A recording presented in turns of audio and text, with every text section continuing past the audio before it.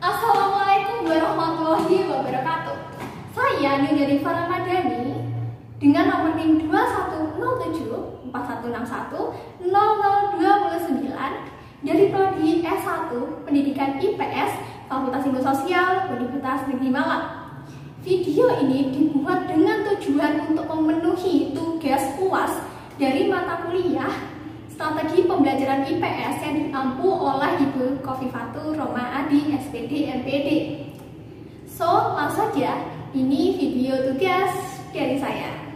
Assalamualaikum warahmatullahi wabarakatuh. Waalaikumsalam warahmatullahi wabarakatuh. Selamat pagi anak-anak. Pagi Ibu. Bagaimana hari ini kabarnya? Alhamdulillah, luar biasa. Sebelum mulai pembelajaran pada pagi hari ini, Ketua kelas silakan memimpin doa. Baiklah, untuk mengawali pelajaran pada pagi hari ini, marilah kita berdoa terlebih dahulu. Berdoa mulai. Ini kelas 9A waktunya Ibu, benar kan? Benar. Apakah hari ini ada yang tidak masuk? Nihil. Alhamdulillah nihil. Coba sih Ibu cek satu-satu kehadiran kalian. Oke? Oke. Amalia, Hadir. Laili, Hadir. Dinda, Hadir. Retno, Hadir. Rida, Hadir. Clara, Hadir, Bu. Wajah. Hadir. Oke, anak-anak perhatikan yang ada di sekitar kalian. Apakah ada sampah? Kalau misalnya ada, bisa diambil dan dimasukkan ke dalam saku. Oke. Sekarang, Ibu akan memulai pembelajaran. Ya, pada kali ini kita akan bahas mengenai bab 3, ketergantungan antar uang dan pengaruhnya terhadap kesejahteraan masyarakat. Ya, adapun di sini KD yang akan dibahas. Selanjutnya TP-nya. Tujuan pembelajaran. Di sini Ibu sangat berharap sekali peserta didik ini mampu menjelaskan pengertian perdagangan internasional, lalu menjelaskan faktor-faktor pendorong terjadinya perdagangan internasional, serta peserta didik dapat menganalisis beberapa fenomena yang nantinya Ibu akan jelaskan pada pembelajaran nanti saat langsung gitu. Sebelum kita mulai pembelajaran ya, kalian pasti sudah pusing dengan begitu banyaknya tujuan pembelajaran yang Ibu harapkan ini. Nah, Ibu ingin kalian coba berdiri semua. Coba berdiri, anak-anak. Ibu akan coba bermain games yang dapat anak-anak bisa ikuti. Ini akan mengasah keterampilan, konsentrasi, kecermatan, dan ketelitian kalian. Kata kuncinya ini sederhana, gajah dan semut. Kalau Ibu bilang gajah, ya gerakan kalian itu seperti ini, tapi bilangnya itu besar. Kalau semut kebalikannya, berarti semut kecil, tapi gerakannya seperti ini. Oke, bisa dicoba? Bisa. Oke, langsung ya. Kita mulai. Gajah Besar.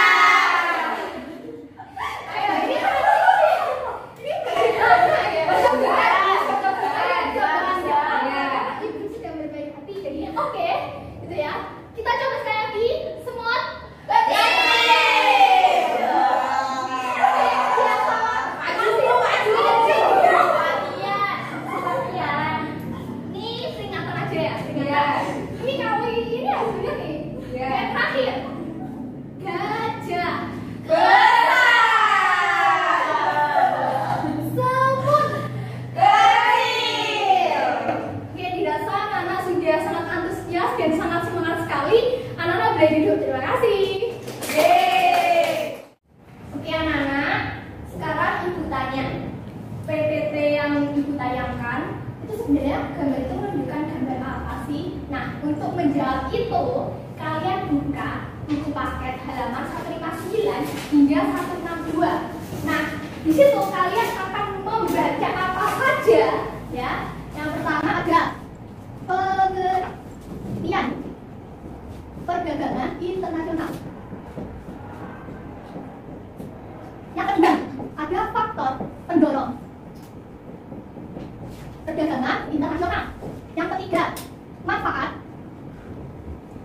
perdagangan internasional, dan yang terakhir adalah hambatan perdagangan internasional. Kalian baca, Ibu beri waktu 5 menit. Cukup? Cukup. Sudah selesai membaca? Sudah. Ibu tanya sekarang, sebenarnya dari bacaan yang kalian dapatkan, gambar itu merujuk pada apa sih? Perdagangan internasional. Terus sekali. Benar sekali, kita pembelajaran hari ini akan membahas mengenai perdagangan internasional. Kita akan mempelajari konsep dari perdagangan internasional itu sendiri, ya. Istilahnya perdagangan dan internasional. Perdagangan internasional. Anak-anak, Ibu ingin tanya, menurut anak-anak, perdagangan itu apa? Jual beli. Ada lagi? Ekspor impor. Betul sekali. Ada lagi? Kegiatan jual barang. Nah, kegiatan jual barang, kegiatan menjual, membeli, ekspor impor, termasuk juga perdagangan gitu ya. Nah, misalnya ya, Ibu membuat perandaian, penggambaran sederhana. Ibu punya satu buah pensil, Ibu tawarkan ke Laili. Laili mau membeli pensil Ibu? Mau. Itu yang dinamakan perdagangan. Lalu internasional. Internasionalnya merujuk pada luar negeri. Negara. Betul sekali. Sekarang boleh tepuk tangan dulu untuk yang sudah berani.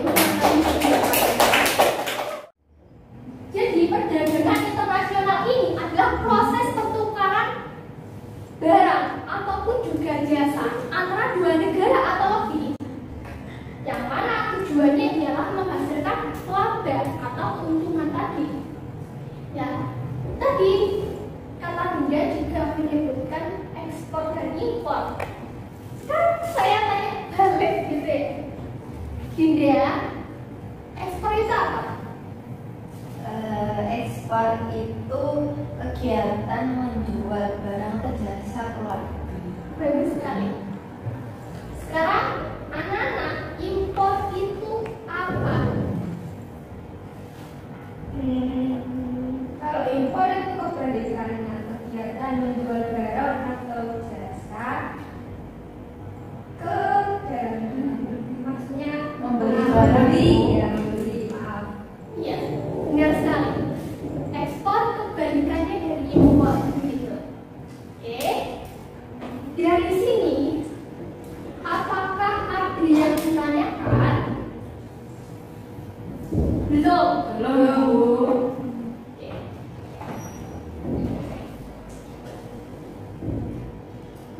Selanjutnya ini adalah faktor pendorong perdagangan internasional. Ibu jelaskan secara singkat saja agar kalian mengetahui gambaran sebenarnya dari pengertian makna faktor pendorong ataupun juga perdagangan internasional gitu. Yang utama ini sumber daya alam setiap negara yang berbeda. Contohnya, Ibu langsung kasih contoh Indonesia dan negara Eropa gitu. Indonesia terkenal akan kondisi geografisnya gitu, sangat diuntungkan, dan juga tanah yang dimiliki Indonesia itu sangat subur. Kita tahu itu semua. Indonesia sebagai penghasil rempah-rempah terbesar di Asia itu bisa ekspor ke luar negeri, bagian Eropa ataupun bagian barat, dan di mana kondisi geografisnya itu tidak menguntungkan atau tidak subur gitu. Yang kedua adalah perbedaan SDM. Perbedaan SDM ini dikarenakan oleh tingkat literasi ataupun tingkat pendidikan yang rendah. Kemudian perbedaan iptek. Jika kita bandingkan negara maju dan juga negara berkembang gitu ya. Contohnya saja tidak jauh-jauh negara kita, negara Indonesia begitu, selalu mengandalkan produksi mesin dari luar negeri yang tergolong negara maju dan negara sukses yang menghasilkan produksi bahan baku mesin misalnya begitu. Indonesia kalau membuat barang elektronik ataupun juga barang mesin bermotor gitu ya, sepeda motor, itu mesinnya itu ekspor, bahan bakunya itu ekspor dari Jepang. Nah, seperti itulah yang bisa mendorong kerjasama ekonomi antara Indonesia dan Jepang. Selanjutnya ini adalah perbedaan budaya. Setiap negara itu pasti memiliki kebudayaan dan juga karakteristik tersendiri. Misalnya motif batik gitu ya. Di Indonesia saja setiap daerah itu motifnya berbeda-beda. Apalagi di luar negeri gitu. Di Cina itu terkenal akan produksi keramiknya atau lampu-lampunya yang motifnya itu unik-unik gitu. Dari sini apakah ada yang ditanyakan? Belum. Bentuknya, setelah menyimak penjelasan dari Ibu tadi, Ibu akan memberikan penegasan berupa LKPD. Masih ingat kan kelompok yang Ibu buat kemarin? Masih. Kemudian LKPD ini Ibu akan bagikan kepada setiap perwakilan kelompok.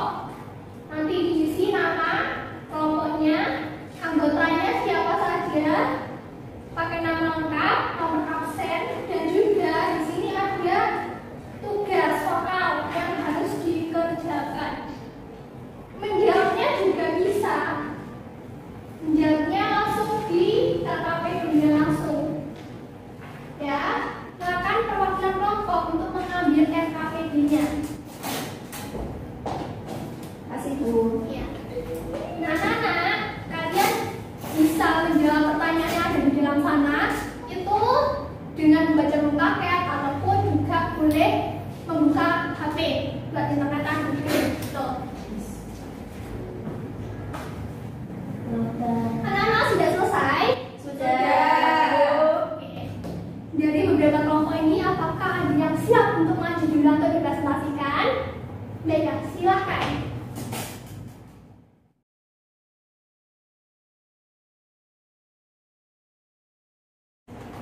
Dari sini ada kelompok yang mau menanggapi atau mau bertanya?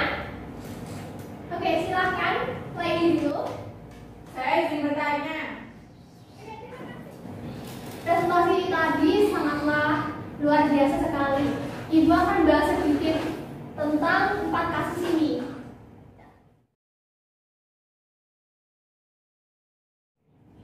Tidak terasa pembelajaran hari ini telah usai. Ya, Ibu sangat apresiasi sekali kalian sudah berdiskusi dengan sangat baik ya. Tepuk tangan dulu kita semua. PR-nya, ada PR. Kalian buat rangkuman dari apa yang Ibu jelaskan tadi. Kemudian baca materi selanjutnya, gitu. Sekian dari Ibu yang bisa Ibu sampaikan pembelajaran hari ini. Semoga bisa membawa berkah bagi